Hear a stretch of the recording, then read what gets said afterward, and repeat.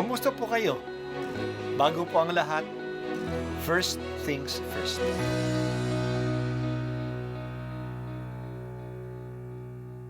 Good morning po.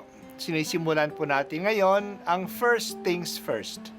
At dito po, tinatalakay natin sa unang bahagi ng umaga natin ay ang first readings na binabasa po sa banal na misa. Ito pong tinatalakay natin kasi madalas po kasi marami na tayong alam tungkol sa gospel readings. Pero konti po ang nagsasalita sa first readings. Pero ang first readings, bahagi din po yan ng Biblia, ng banal na kasulatan. Kaya susubaybayan po natin ang mga first readings, basahin po natin at kuminsan kailangan ng basahin ng 2 o 3 beses bago maintindihan kasi hindi po tayo familiar sa mga istorya at sa mga kaisipan na tinatalakay dito. Ang pagbasa mula sa sulat ni Apostol San Pablo sa mga taga-Roma. Mga kapatid, saksi ko si Kristo na katotohanan ng sinasabi ko. Hindi ako nagsisinungaling. Saksi ko rin ang Espiritu Santo na malinis ang aking budhi. Sasasabihin kong ito sa inyo. Matindi ang aking kalungkutan at di mapawi ang pagdaramdam ng aking puso tungkol sa aking mga kalahi at mga kababayan. Ano pat mamatamisin kong ako'y sumpain at mawalay kay Kristo, alang-alang sa kanila. Sila'y mga Israelita at itinuring ng Diyos na mga anak niya. Nakita nila ang maliwanag na tanda na nagpapakilalang siya'y kasama nila. Sa kanila nakipagtipan ng Diyos. Sa kanila rin ibinigay ang kautusan. Ang tunay na pagsamba at ang mga pangako. Sila'y nagmula sa mga patriarka at sa kanilang lahi nagmula ang Kristo nang siya'y maging tao. Diyos na kataas-taasan na pinapapurihan magpakailanman. Ang salita ng Diyos. Salamat sa Diyos. Si Pablo ay isang Hudyo at pinagmamalaki niya ito. Galing siya sa tribu ni Benjamin. Nag-aral siya sa ilalim ni Gamaliel sa Jerusalem. Si Gamaliel ang pinakasikat na guro sa Israel noong panahon niya. Mahal niya ang kanyang relihiyon. Kaya galit siya sa mga Kristiyano noon kasi akala niya mali sila sa pagkilala na dumating na ang Kristo. Pero noong nakatagpo niya si Jesus sa daan patungong Damasco at niliwanagan siya tungkol sa kanya, nagbago ang kanyang pananaw. Hindi niya tinalikdan ang kanyang pagiging Hudyo, pero nakita niya na si Jesus ang katuparan ng mga pangako sa mga Hudyo. Kaya ipinahayag niya si Jesus. At hindi lang sa kanyang kapwa Hudyo, pero pati na rin sa mga Hintil, sa mga hindi Hudyo, kasi naniniwala siya sa mga blessings na ibinigay ng Diyos sa mga Hudyo ay hindi lang para sa kanila, kundi para sa lahat. At ang mga blessings na ito ay matatanggap sa pagtanggap kay Jesus na siya ang Kristo. Hindi na kailangang tuliin pa ang mga Hintil at pilitin sila na sumunod sa mga batas ni Moises.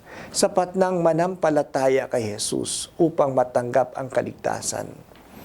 Akala ng mga kapwa niya Hudyo na tinatalikdanan ni Pablo ang kanyang pagka-Hudyo sa kanyang pagkasalamuha at pakikiisa sa mga Hintil at mga Griego. Hindi ito totoo. Yan ang sinulat ni Pablo na ating narinig ngayon. Espesyal ang mga Hudyo. May tangi silang kaugnayan sa Diyos. Nakipagtipan ang Diyos sa kanila. Naranasan nila na malapit ang Diyos sa kanila sa pagliligtas niya sa kanila sa Ehipto. Binigyan sila ng batas na nagpapakita ng pagmamahal ng Diyos sa kanila. Sa kanilang lahi nang galing ang mga propeta, sa kanila nang galing ang Kristo. Handa si Pablo na itaya ang lahat alang-alang sa kanyang mga kalahi, pati na ang kanyang kaugnayan kay Jesus na napakahalaga para sa kanya. Mahalaga kay Pablo ang kanyang pagiging Hudyo at ang kaugnayan niya sa bayang pinili ng Diyos. Masasabi din ba natin ito sa ating kaugnayan sa simbahan? Mahalaga ba sa atin ang ating pagiging mga Katoliko? Handa ba tayong tulungan ang lahat upang mapalapit ang ating kapwa Katoliko sa Diyos? Ang ating pagiging Katoliko ay hindi lang isang damit na pwede nating tanggalin upang palitan ng ibang relihiyon. Ang pagiging Katoliko natin ay hindi lang pagsali sa isang organisasyon na maaari nating iwanan upang sumali sa iba. Dito tayo nagiging anak ng Diyos sa ating pagiging Katoliko.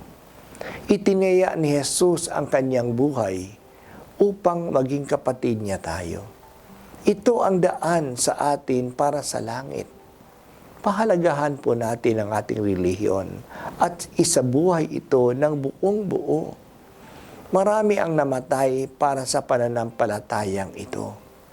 Sinabi ni San Lorenzo Ruiz nung siya ay nakabitin sa krus sa Nagasaki na kung may 1,000 buhay siya, ang bawat isa noon ay itataya niya para kay Kristo. May mga kapwa Katoliko tayo sa Nigeria at sa Pakistan at sa kasalukuyan na itinataya ang kanilang buhay sa bawat linggo na nagsisimba sila. Maaari silang atakihin ng mga Muslim extremists o pasabugin ang kanilang simbahan. Pero patuloy pa rin sila sa pagsisimba.